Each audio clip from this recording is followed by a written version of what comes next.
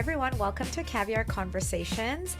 We have Jessica, one of our nurse practitioners here, and Dr. Aftab, our MD injector at Caviar Skin Clinic. Welcome, ladies. Hi, thank you.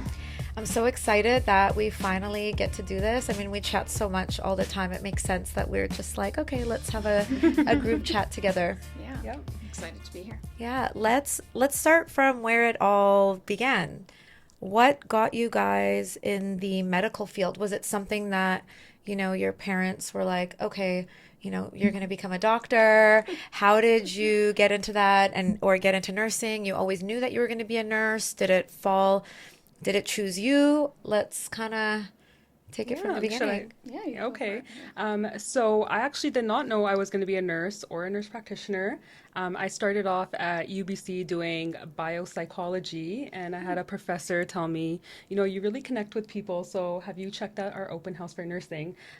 It kind of happened around when they told me I had to take zoology, and I was like, I'm not doing this anymore. I don't want to do that. This is where I draw the line. So I went to the open house, and I really connected with what they were saying, and then it's been like 10 years since then. Oh, wow. Yeah. That's like incredible. Yeah. I mean, and what did you think that you were going to do before then? I wanted to go into like either counseling or therapist or something along those lines. Okay. I really actually, probably like most kids out of high school, that had no idea what I was going to do back then. Yeah. Did you take a break from high school, or were you like, go from high school to uni? I mean, I got into UBC, so there was no questions about a break. My parents were like, yep, you're going sciences. It's such a prestigious school. And then once I got there and I was like, you know what, I'm going to take a year. So I actually woke up one day, withdrew from all my courses. My parents were very supportive. They're like, oh, if that's what you want to do, because I had to wait a year to apply into nursing school. Luckily got in, and it's been good since then. Oh, amazing. Yeah. That's good that they supported that. UBC? I didn't do nursing. I did nursing at Kwantlen. Oh, yeah. Okay, nice. Yeah, I did nursing at Kwantlen, did my nurse practitioner at Saskatchewan, University of Saskatchewan. Yeah. A little bit of prairie. Exactly. And it's been, I think I've been to every university by now. So yeah. Well, amazing. Honestly, it's brought you to where you are today, and had that teacher not recommended that, who knows where you would have ended up. I think about that all the time. Yeah. Awesome. My journey, I mean, you don't want to be the person that says, I always knew I wanted to be a doctor, but I might be that person who says that. I would say it solidified more maturely in grade 12. I was doing really well in the sciences. I really like human biology more than plant biology or animal biology. So that really solidified it. And then I think, just coming from culturally, we don't say third world nation anymore, but a nation that, is not well-to-do, I guess, and with lots of struggles with healthcare, and even in our family, I think that really affected my choice to go into medical care and help people. And then I was just so interested in human science, and that just kind of, kept blossoming as I took kinesiology at SFU. And then I went to medical school in Ireland, which was, the best 5 years of my life. And, I feel like we weren't the generation that took the gap year, but good for you. My gap year was like between undergrad and medical school, and I took 3 years off. And I would say those were my most transformative years, because it wasn't the books, it was life experience, and I worked and I traveled. And and then Ireland, went to school, did my residency in Regina, and then came back home. After 11 years. Little touch of prairie. I mean, I don't know if Calgary is considered prairies, but I was born in Calgary, so maybe I have partial prairie inside of me. Okay, so you took a 3-year gap between your undergrad, and was it because you knew you were going to apply to med school, or you were just so burnt out, or like what? Yeah, a little bit of both. So I was very burnt out after medical school, and I mean, naturally you just want to keep going. So I did apply, and it just wasn't working out. But I think it was just the universe telling me to pause and, learn about who I was and what other interests I had outside of academics. So I became a medical office assistant, and I think to this day that was probably the most transformative job I've had, because I was a liaison between a doctor and a patient. And now that I became a doctor, I have just so much perspective of what everybody's going through, including MOAs that I train one-on-one. So Yeah. I worked and I traveled. I went to Africa, India. There was lots of travel. Oh, I spent all my amazing. money, I guess. Yeah, honestly, it's so beautiful. And I feel like sometimes we put so much pressure on ourselves to be go, go, go with no breaks. We do um, reward like a hyper masculine nature of like, succeed, get achievements, go, why take a break, sleep when you're dead. And like, so it's nice to just like give ourselves that like play energy and Yeah. that fun. And um, there were times like when I finished school, I was working 7 days a week. Like I would have my schedule open from 10 a.m. to 8 p.m. Sure, maybe somebody, it wasn't always booked, but even just having it open, there'd be like the one sporadic patient in the morning, the one at the end of your shift. And then you'd be like, okay, well, like now I'm sitting there all day, at least being productive. And there was a point that I'm like, okay, you know what? Now it's time to like cut down the hours and actually give myself rest because I would be so burnt out when I was getting busier. After a month, I'd be like, I honestly, even though I'm like obsessed with what I do and I love what I do, I was like, I literally need 4 days to just like shut myself off and like, I don't want to work and I don't want to think and I just want to relax. And so now I have definitely a more balanced lifestyle when it comes to time off and working. And I think that's allowed me to have a lot more like longevity in what I do because you can love what you do and it's still overwhelming because you are dealing with the energies of different people and both of you have worked in medical settings and medical aesthetic settings, so both can carry a lot of like heaviness as well in dealing with different patients, and that's something we carry. And as someone who is, I would classify myself as a more sensitive person, I do like carry the weight of patient's energy as well, and it just kind of gives you a little refresh. Then you can come back at it with your battery charged, and able to like really give your best and come with like alignment of your purpose of why you're doing what you do and why you love what you do. Whereas when you start getting a little bit tired or overwhelmed or that kind of adrenal exhaustion comes, you feel like I'm giving my all within the capacity I'm at, but that capacity is just a little bit lower. Yeah, totally. Yeah. I agree. I think that resonates with me because working as a nurse, I was in the emergency room for so long. I also did a short time in addictions medicine as well. And it takes a toll on you. And even in aesthetics, just educating and seeing all these flaws people are picking out on themselves, but you're not seeing it, or you're trying to tell them, build treatment plans or work with different clients in different stages that they're in, definitely take a toll. Like I was telling you the other day, I was trying to meditate and then I kept falling asleep. Yeah. I was like, I think I need a break. Yeah. I was like, that's definitely your body needing Yeah. rest because, but see, it takes giving, like, it's so funny. It should be instinctual that we know what our body needs.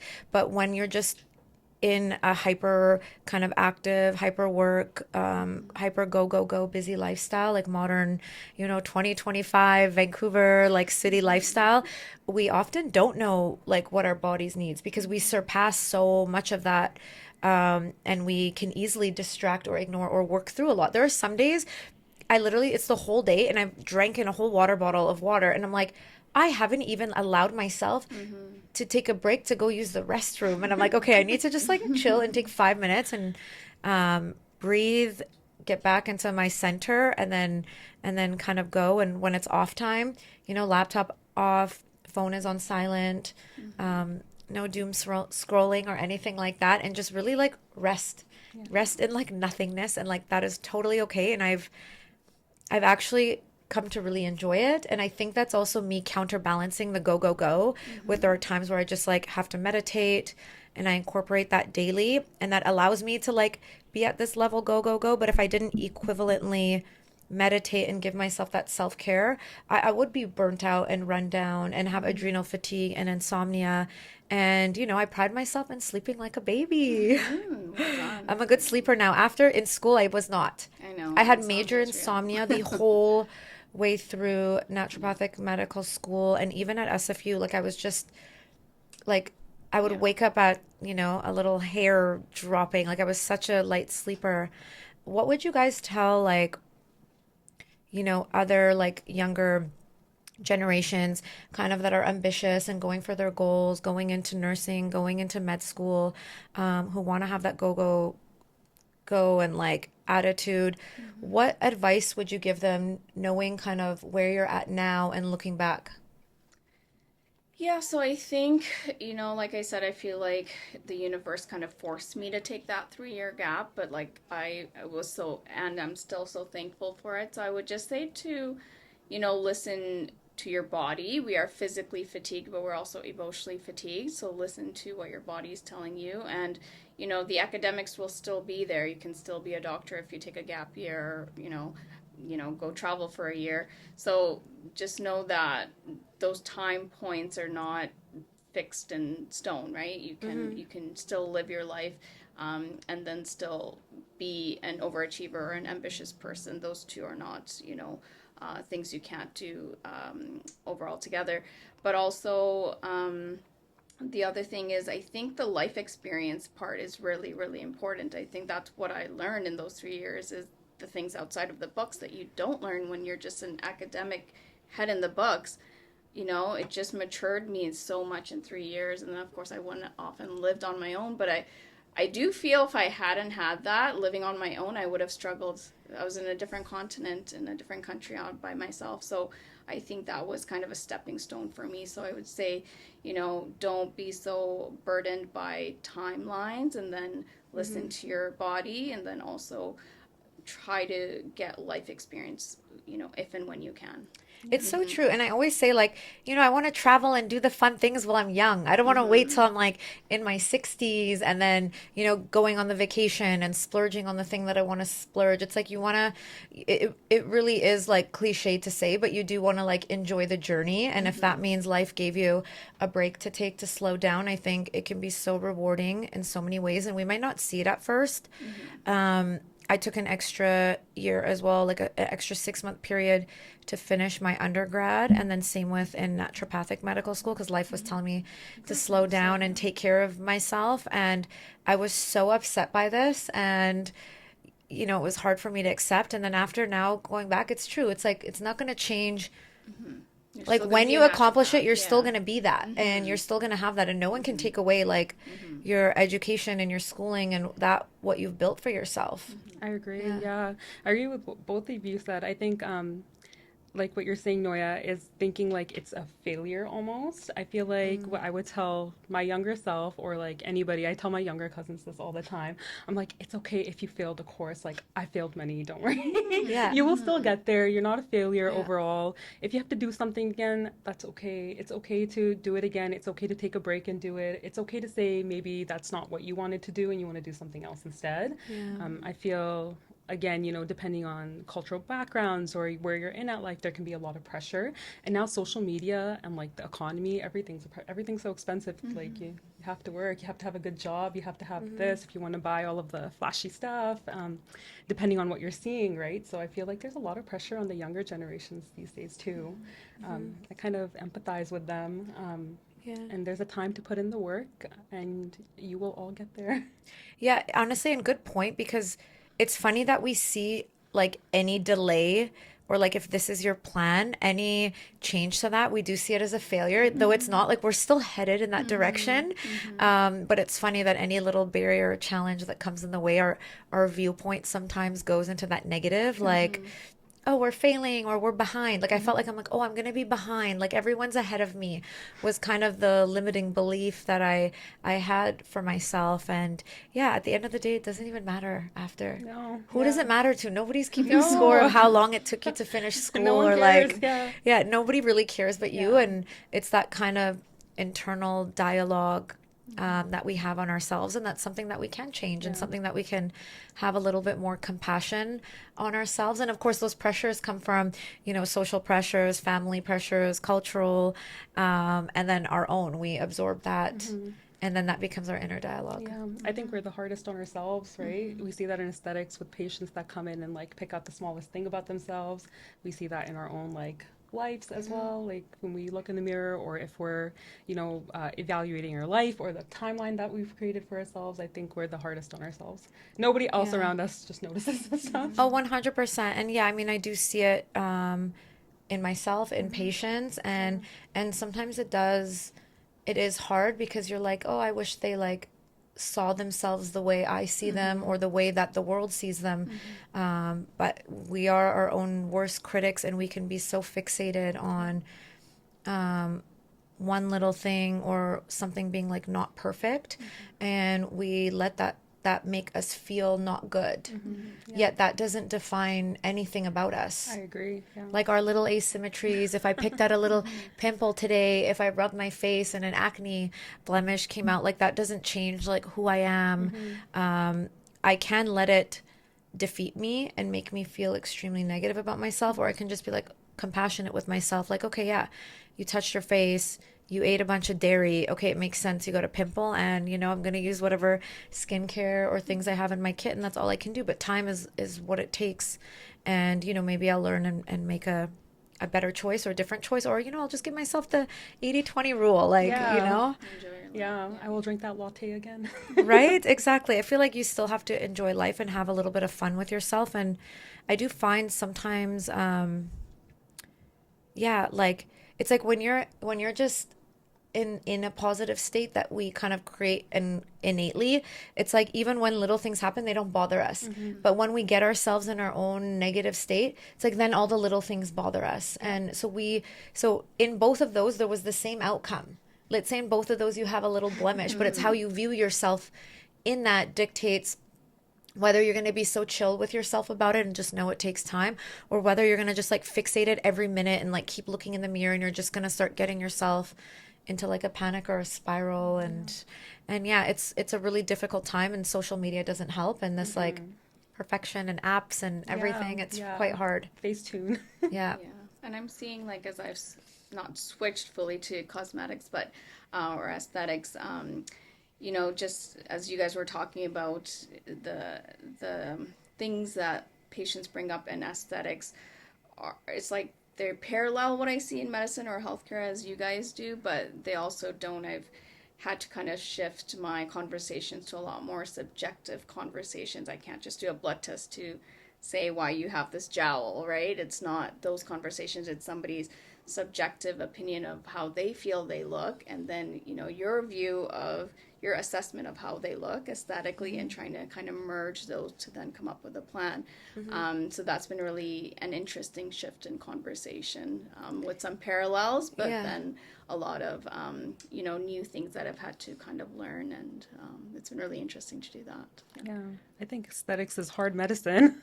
It Yeah. is. It's a It lot of is, like, and yeah. people don't think that No, when they it's go into it. They're like, "Oh, yeah. I'm just going to inject Botox or something like that." No. It may look easy, but it's like again, It's the things that not. look Yeah. easy, what's underneath that tip of the iceberg, Mm-hmm. there it's like years of school, years of training, Mm-hmm. continual training, Mm-hmm. learning, patient management, kind of seeing different bodies, Mm-hmm. different anatomies, different history of beauty procedures has changed the face, and what you're going to do moving forward, different products that have been injected, Mm-hmm. and then they come to you, surgeries, and then also like different health statuses or like oxidative stress in the body. Mm-hmm. Some people just like react more to things, and there's a lot of things just like in medicine. You could give a prescription to 10 people, but two people have a bad reaction. Same thing with aesthetics. You can inject 10 people, but two of them aren't satisfied with the outcome or have a reaction. And you can't, although there is risks with every procedure, like these aren't just light procedures. It's not like, okay, I went and got my latte and it's pumpkin spice and everything's dandy. Like these are medical procedures, and Right. with those come risks, and they are not medically necessary. Mm-hmm. In aesthetics, we are opting to get this done, and it's a choice that we make to get aesthetic procedures. Of course, people have conditions that make sense for why it's a little bit more medically necessary. Like I've had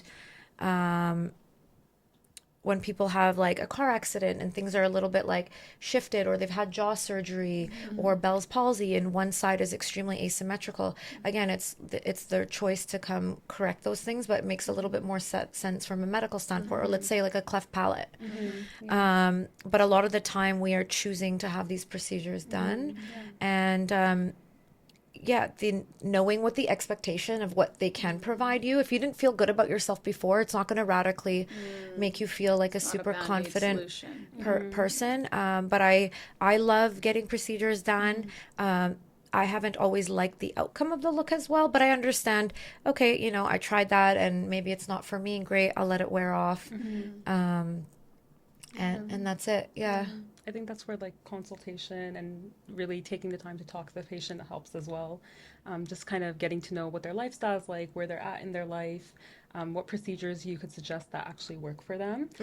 Because, some people will come in and be like, yeah, I want, this look, and they have a photo. And I think I never knock people for bringing in photos because it gives me an idea of like the vibe or like the look that they're going for. Like, do you want more plump lips? Do you want like an equal ratio of lips, or like a bigger top lip, or, smaller? So yeah, just, yeah, consultation. Yeah, I don't mind the photos at all either. Yeah. I do have to give that little disclaimer like, hey, obviously these are edited and you have a completely different face. Yeah. Though what I see is defined Cupid's bow or Yeah. very plump bottom. I can do that, position the filler in a similar manner, but for your kind of face and for your lips, which is going to look different. And also, we're not face app in this computer image to make something super symmetrical. It just like doesn't exist. I think part of the beauty is our little I don't even want to call them imperfections, but just our differences and like our, yeah. Yeah. Yeah, I think as you guys are talking about, just setting and managing expectations is very important in cosmetics. I think, bringing in a photo in aesthetics is equal to, I've Dr. Googled before I've come to my family doctor. So you don't want to shut them down or make them feel, you want to validate that they put in the effort, but you also don't want to go down a rabbit hole that you're not going to ultimately meet or that it's unrealistic. So again, those are some parallels that I find in both of my practices, but they're slightly different. So just keeps me a little more excited and interested on the cosmetic side, just because I have to pivot a little bit more to get out of the decade of healthcare that I've had. So it's I like how it's kind of really transforming how I provide a form of healthcare, which I think cosmetics and aesthetics is. Yeah, and let's chat a little bit. Let's take it back to medical school in Ireland because that sounds Sure. so fun. Sure. I was a little bit of a scaredy cat to like leave home. However, all the people that even just like did a semester abroad in university, I was so like envious of. And, I had these dreams that I would go to another university and I would be in a sorority and like all these things. And obviously I ended up going to SFU, which was 10 minutes from my home. But going somewhere so far on your own, how was that experience of doing like a med school in a whole different country? Did you know anyone going? Did you sign up with a friend? Yeah, it was obviously very scary. I also never thought that I was going to move away from home. I thought SFU didn't have a medical school. I'm like, oh, UBC is going to work out. That's only, 45 minutes away or whatever it was. So if I would have moved, it would have been still in the same city. So yeah, I mean, a mentor of mine was a pediatrician I used to work with, and he just coincidentally had a resident who did her practice or did medicine in Ireland, and we hit it off, and she told me all about it. So I think that initial conversation was kind of where I got comfortable with the idea of it, that a Canadian went abroad, enjoyed the heck out of med school, and came back and is practicing here. So I kind of saw that whole journey. So it made it a little more real than just reading a brochure about Ireland, which I don't think I would have taken that leap of faith. It was a person and her journey, and the fact that we connected about a lot of things. And this is, if you remember, is just kind of on the edge of having 3 years of working and traveling. So I was kind of like, already finding that freedom in my early 20s. And so it was just kind of that build up. And I'm like, yeah, this makes sense. Go to Europe, try something new. And so, I went for it. And I knew I didn't know a single soul. And I didn't have the parents like some of my colleagues who helped me move. I went with a suitcase and I went, and my taxi driver had Northern Irish accent. I couldn't understand a thing he said, and it was pouring rain as it does in Ireland the day I moved, and it was soaking wet, and my studio apartment wasn't ready, and I'm like, well, welcome You're to like, medical I'm school here. officially. And then a bird pooped on me that day, so I'm like, well, lots of luck happening today. Love it. So that was the start of 5 years, and I have incredible friends. I went to 2 Irish friends' weddings recently, and so it was just so fun. Europeans are so different, as we know from traveling there, but the Irish are just fun. They're just so friendly, and so I do miss that. Because then I skipped a part of my story, but then I went from Singapore, Ireland to Singapore for 2 years, and man, that was the most dichotomous, two things that could have happened. So I did 2 years of residency in Singapore, and they, not to say they're not friendly, but they're very reserved, and they're workaholics, and they very much value work, and that's fine. But I was coming from like having a pint on Mondays and going to a pub to like working a 12-hour shift, and nobody would want to go out after. So yeah, it was amazing, and I loved it. And Singapore wasn't fun, but it really made me really strong. Like I was taking spinal fluid out of babies this small. So every experience in our lives, I think, shapes who we are. And so I love the journey I've had. I think in your mind, you're discouraged when it's happening, when things don't fall where you think they're supposed to. But then ultimately, because I saw the journey of that person, I'm like, my hope is that I'll come back and, be home and things like that. Yeah. Yeah. Yeah, that's so interesting. Well, yay to the Irish for being more fun. They are. Yeah, and then okay, so let's talk about parents because you talked a little bit about culturally and things like that. So, how do your parents feel about aesthetics? Do they get procedures? Are they like, what are you doing this frou-frou stuff? Well, I'll say when I first started talking about aesthetics, probably a couple of years ago, they were like, what the heck is this? Why are people making their lips bigger? Why are people making their cheeks bigger? And now my dad is like, oh, so like how many units of neuromodulator do you think I would need to get rid of these wrinkles? Yes. And yeah, Funny. I'm like, yeah, okay, I'm starting to feel it. Like I feel lately people have been seeing aesthetics as medicine.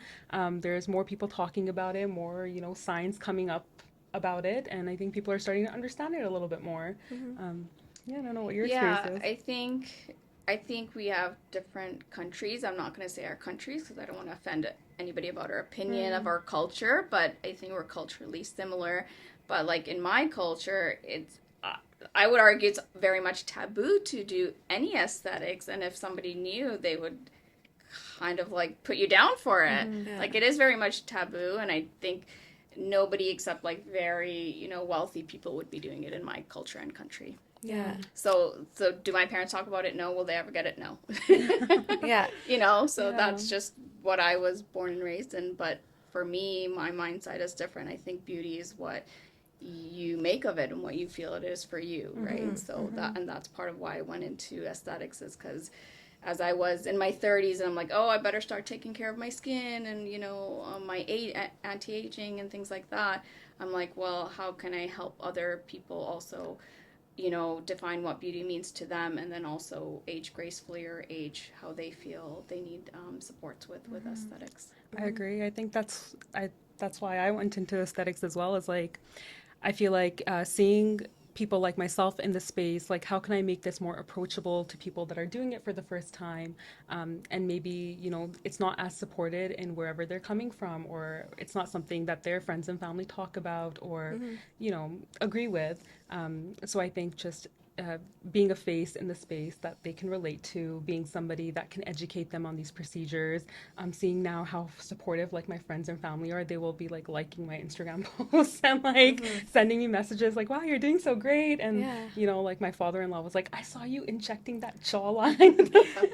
And I'm like, Now oh with some yeah. chisels. Yeah, they're like, oh wow, this is like magic. And I'm like, now them like understanding like what it is, it's to make people feel good about themselves. It's not taboo.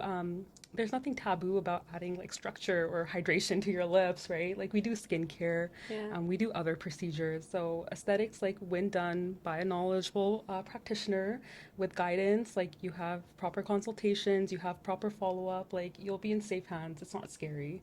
It's not scary. And I think I have a lot of like now first time clients coming in wanting to talk about neuromodulators and like all of the stuff. And I just, my goal is just to make it like not scary, make it approachable, like break it up into little bits and whatever they're comfortable with. Like, no, you don't need to like freeze your entire face. If you want movement in your forehead, that's totally fine. You could still age gracefully with smaller doses or smaller treatments, where like wherever you're at in your life. Yeah. Yeah, I agree. I grew up, my mom is definitely like a fashion queen and I would say beauty queen, even though she doesn't get too many procedures. Like she's pretty natural and like I'm the one that's like, yeah, do the next Botox, do the next thing. So, but I definitely, she's someone that would take care of herself and eating healthy. She would put herself together in fashion very well, going to the gym every day, like 5:30 in the morning. So I really saw like my mom take care of herself and as a result, obviously, I find she looks amazing and looks very young. And then obviously a few little procedures. Again, she's so natural. It's hard. I always want to do more on her when she allows me. But I feel like at least like in my culture, I've never been to my home country. However, from like what I know here, we are more open about getting beauty procedures, and I think it's actually regarded well and regarded very highly if you're someone that gets procedures because it's like wow you take care of yourself and oh you care about beauty and beauty is just kind of seen as this elevated standard for yourself and so it's really great. I mean I'm all about the beauty standards so bring it on, no complaints there. And for me it's something that I think instinctually by diffusion of seeing my mom take care of herself, I kind of adopted a lot of like good habits. I think, yeah, it's not really like taboo to get stuff done. I think we're now in the generation that people actually like flaunt the treatments they have. They're like, yeah, I get Botox, you don't. Whereas back in the day, I'm sure people are doing full facelifts and be like, no, I didn't get anything done. And you're like, It was like, the olive There oil. was like a shame yeah. in it or like hiding it. Yeah, it was like, oh, you're not beautiful, that you had to get Right. a procedure, Or you you're must be ugly. insecure. Like Yeah. it was kind of, I think, seen negatively that way, whereas now it's like, no, we want to keep our beauty, enhance our beauty, and it doesn't mean being excessive by any means, but doing like a little bit in other areas. And we always talk about this doing like multi-treatment approaches where you don't just like only do filler or only do Botox, where maybe you do like a little bit of filler and then some facials to work on the surface of the skin.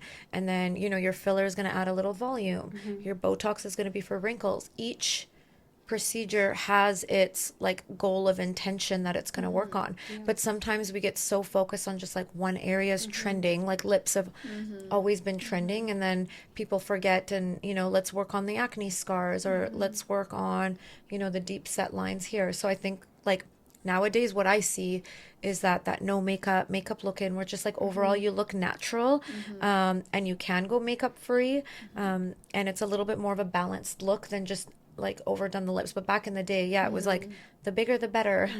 Yeah, no, I Well, I agree. think it's like anything. There's a shift in trend, if you will call it. Look at what we used to wear in the '80s. Well, not as we were kids, but Yeah. you know, our parents, and then obviously we're wearing these clothes now. So I think it happened also in aesthetics. I think the reason there's still this like lingering kind of bitter taste about it or judgment about it is because we've seen, you know, the Pamela Andersons and the whoever back then, and we're like, there's still this lingering kind of, you know, judgment around it. Not everybody, and I do think there's been a huge transformation in accepting it, and I think there's a huge transformation in the subtlety of it now, where you can't tell if people have had it, and in fact it's the opposite. People will want to tell you that they've had something because they're proud of it, right? So it's just this shift in culture of aesthetics, which is like anything like fashion, or you know. Yeah, So, I think that's why I always say like don't follow the trends. yeah. Don't follow the trends. Just you know, do what's best for your face, your anatomy, like what will sit right on your face. Don't go for something that's not going to look good on you, right? So, and then I think that's where you kind of guide that conversation as well. Yeah. Should we talk like beauty procedures? Let's do What it. what have you guys done? And yeah, let's start with kind of like what treatments do you guys typically do or that have done and enjoy and I'm a aesthetic virgin. Full disclosure. I am more into skincare, and like I think like I said, I kind of tuned into that late after medical school and being stressed and not taking care of my skin for, 3 decades, and then going, okay, I better start taking care of my skin. So I think for me, a lot of the focus is the anti-aging that comes within a skincare routine. So far, I'm not saying, no forever, but so far, if we're disclosing, that's my full Yeah, disclosure. absolutely. And what are your favorite like skincare brands that you use typically or gravitate to? Yeah, well, as you know, I couldn't wait till Zio came here. Yeah. So I can do a Me little name too. drop. And then I came with my like used products. I'm like, oh, I need this. So I started shopping right away. And I have to say, I started with SkinCeuticals, and that's still one of my like favorite brands. And it is a good one to start with because I feel it's gentler. And I think once you've trained your skin, like with the retinol and the cleansers and the routine, then I think Zio is a little bit more advanced. And then I really did feel a difference once I was starting to do Zio. I was like, wow, it's like getting a chemical peel every time. Yeah. So yeah, I really enjoy using Zio and kind of being preventative, anti-aging that way. Cool. Mm. Um, we're going to be here for a long time, guys. Oh. So I guess when we're talking about like my exposure to aesthetic treatments, first started like with Dr. Aftab, like skin. I had really severe acne, and I was like to my mom, why are these turmeric masks not working? Yeah. Like you're telling me everyone's doing these masks, they're not working on me. And shout out to my brown mom. She was like, no, you need to go to a physician. We need to get your skin assessed. And that's when I started like my journey with retinols, and proper skincare. And then came like facials and aesthetic treatments, like just for the layer of your skin, right? So lasers, facials, microneedling, all of that stuff. I still need to go back to microneedling because I want to get some of these ice pick scars taken care of. And then I was like, okay, well, now I'm starting to see I'm someone who had really strong muscle movement. So even in my mid 20s, I started to see some static lines coming up. And I was like, well, you're kidding me now because I'm not like 50. So should I be getting neuromodulators? Like, I'm not considered old. Like, is that right for me? But no, I had some experienced injectors who also educated me. I feel like I sound like my patients now. I was probably that nightmare patient where I was like, no, I just want a little bit, like just a touch of something. And they were like, no, this one sprinkle is not going to take care of all of that. You have stronger muscles. So even if you are younger, your muscle movement is strong enough where you need a higher dose, right? So I started doing neuromodulators that took care of like the static lines on my forehead. Then I went into HA, like, just a little a lip plump, and I was like, okay, well, now I want like juicier lips because I love lip plumper, but as soon as that comes off, I don't have a top lip anymore. So I went in to get that done, and same thing. I was like, I just want to touch, like just 0.25 or 0.5, and then it went away in 2 weeks, and I was like, what the heck? I need more. So I went in for that, and then I got my jawline and chin done. And then now I think in my 30s, I really want to do biostimulators. So I think I want to start my sculptor journey. Beautiful. Yeah, thanks for sharing. And like Yeah. I I love this because it just shows like we're all human, and even as injectors, we're supposed to have perfect skin, perfect contour, perfect everything. It's like we too have gone through our own skin journey, and that's likely what has brought us into kind of educating ourselves on skin. And I mean, I've gone through a phase where I think I was around 24, and what I did, I actually got threading done, and they threaded like all the side here because I wanted it to be all even. I was looking at like a picture of Kim Kardashian, like her look looks so clean, like just it looks just so fresh. And then I was like, what is it? And then there was something that like, okay, she got all this like cleaned out, no like sideburns here. So I went and got threaded, and literally my skin felt I was like, oh, it feels so smooth. Literally a few days later, I end up with like acne, and it didn't go away. And I was like, wow, I obviously I'm in naturopath school at the time. So I'm like, I obviously have an underlying hormonal issue because if it was just from touching it, it would have gone away on its own over the next few weeks, and it didn't. And then I also had a battle, like a mild battle with acne, but I was just so devastated because I'm like, this is what people deal with as a teenager. Why am I getting this at 24? This is so embarrassing. And so I had to deal with that for like a little bit. And then my mom took me for my first Botox. Okay. I would frown, and I also had very heavy muscles, and I feel like I was just always thinking, and like, just even if there was a little sun, always squinting. And so I had my first Botox at 25. Dr. Alibi, who also trained me in Botox. So it was honestly, I don't think I even noticed. I definitely had a difference, but because it was the first procedure I had done, I wasn't really like aware of my face or like beauty. I was not somebody that analyzed my face at that time. So I don't think I even really enjoyed the benefits. I Yeah. just knew, okay, I don't look angry anymore. Like, and then from there was like lip filler and then cheek filler. I was like, oh, this is amazing. Like, I look so much younger. And then from there, when I was in aesthetics, when you would learn about something, you're just like, wow, this is amazing. I want more. I want to see what this would do for me. And I started my biostimulators in my early 30s because I wanted prevention. I didn't want to wait for lines to be so deep that they can't be treated with this or there's no solution. So I'm glad that I got the Botox as prevention. I'm glad I did the biostimulators as prevention for the skin laxity. And I wanted to always have tautness. And I'm someone whose weight, I was kind of always in that middle weight range where I would fluctuate that up and down 10 or 15 pounds. And I feel like sometimes you would just like either like feel it in your face or you just feel like your skin is a little bit lax. So I feel like for me, I just wanted that firmness again. And so I was really happy with the results. And then I think, so like I've never done a treatment on a patient that I haven't received myself. And so I think with that, it's allowed me to like really understand what the benefit is, at least for my skin type or my facial structure, which could be different from somebody else. Though I feel like that has really allowed me to understand each treatment. I do my best to wait a period of time. After my sculpture, I couldn't wait. I was like, oh my God, it's been 3 months. I'm just going to do the filler. I can't wait any longer. I need cheek volume. But I was like really just wanting to see the results of kind of one treatment at a time.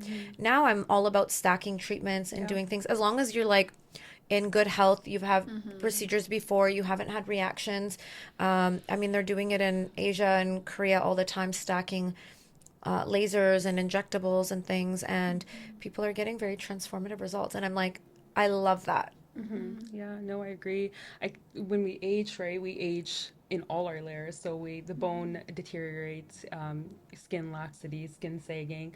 So when we address it, we have to address all the layers. Like you were saying, it's hard to do just one treatment and then feel like it's going to look natural or it's going to last or address all of the issues that are going on. So I definitely agree. I think multiple treatments at once. Let's do it. Yeah, right. Even the sculpture training we just went to. So the doctor, if people had kind of a loss of volume here, filler was being placed, and then at the same time, Sculptra for the tautness and the biostimulatory lift.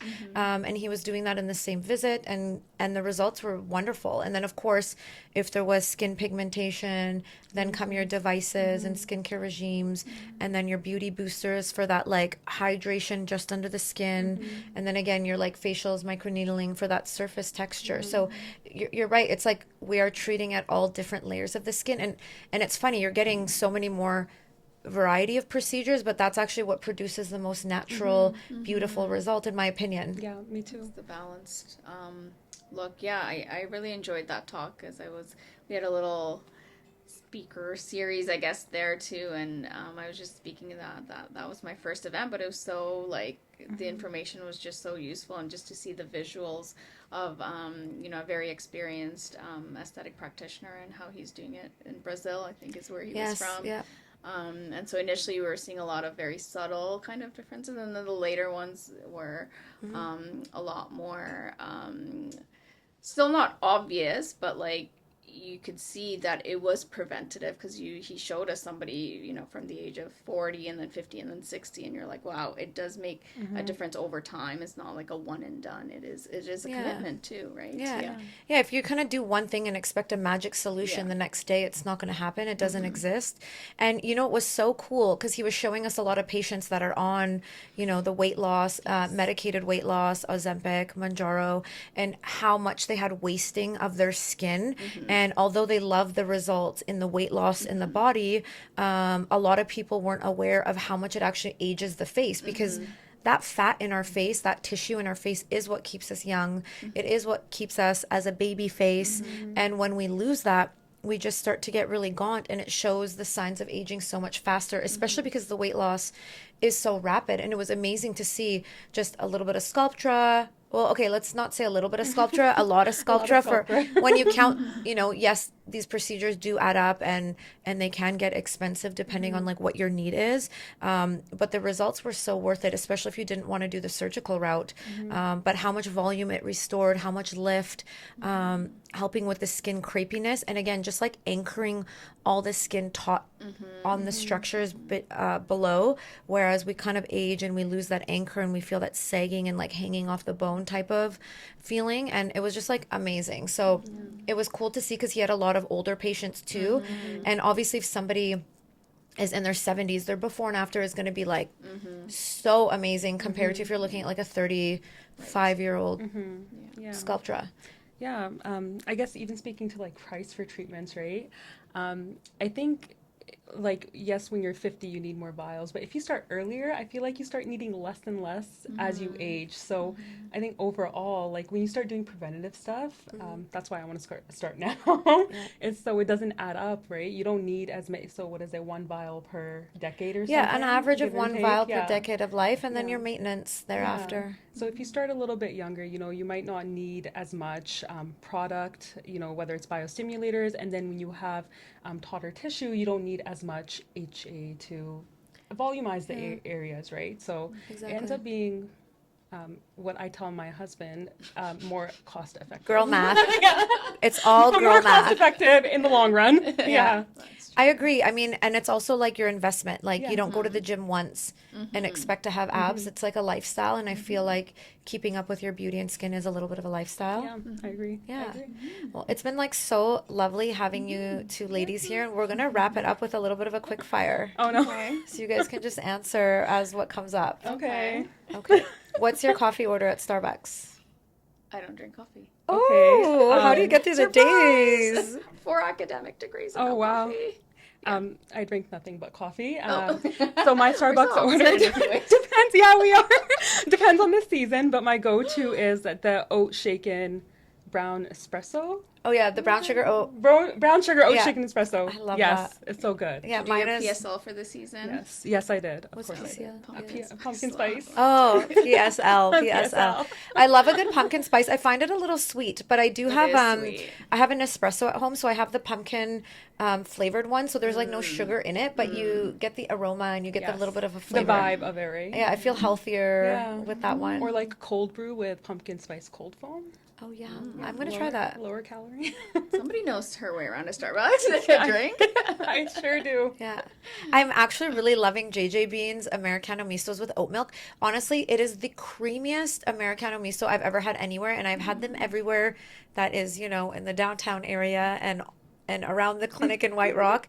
And there's just something about it. I love a good JJ Bean. That's kind of been like, sometimes I actually crave just the Americano from there. I agree. Sometimes the smaller coffee shops are the way to go too. Yeah. I'm very boring. I drink a hot chocolate from Starbucks. It's, again, maybe the baby face and the baby drink. I don't know. There's That's a cute. theme. I like it. I I drink like a it. hot chocolate. It has enough caffeine to. Yeah. Keep you awake. Okay, tell us about one meal you ate yesterday. Ooh. I had a chicken karahi. It's a type of chicken curry. Nice. Okay, yum. Did you make it Spicy. yourself or did you order it? Okay. It was takeout. It was really good. There's a good restaurant that I can recommend later. Yeah. Oh, beautiful. I had pho. Okay, yeah. Yeah. I love It's that really when it good. starts to get Yeah. cold. Okay, so I've been trying to perfect my chia pudding recipe. I made a couple online. They were like absolutely disgusting. It said just throw some fruits in there. So I thought it would be a good idea to throw some frozen fruits. But then as it like got all watery with and I was like, oh my God, this is no. And I was like, I'm determined because now I just feel like I failed a recipe. So I'd rather just see it all the way through and try it again. So I actually melted down cherries with a little bit of that keto brown sugar, the swerve, and like some vanilla. You haven't heard about it? Oh, it's so Swerve? good. Okay, No, I I'm don't know kind of what like that the is. zero sugar kind of Okay. freak, but that's a different story. Stevia? Yeah, and then a little bit of vanilla extract, and then I put that the first layer, and then I just did oat milk with chia seeds, and then I let that like gelatinize a little bit and put that on top. And then my mom made homemade granola. So I just like put a little bit on that, and I had one today, and I was like, I've nailed it. Nailed it. You were such a naturopath. I had 4 Cadbury chocolates. I know it's so funny. I was talking to somebody in Europe, and they eat like real food, even though like sure chia seeds and stuff is like real food, but they like there's no stevia, there's no chia seeds. It's just like Homemade granola. I had chicken breast and vegetables and rice, and you're just like, okay, like do you know what chia seeds are? I feel like this is like a very Vancouver or like Yes, trendy kind of thing, Yeah. and yeah, just I mean, sure you can still consider it a whole food. It's not that, but like they just eat like okay regular milk. You know what I mean? Yeah. It's just very like simple whole Sugar, food. just Yeah, Granulated exactly. sugar. Exactly. So yeah. Awesome. And then any big plans coming up for fall winter? Do you guys stay in town? Do you travel, get in the sun? I feel traveled out for the year. I went to a friend's wedding and did like 5 countries, so I'm like sitting put for a while. But my birthday's coming up in November. I'm a fall baby, so I love fall.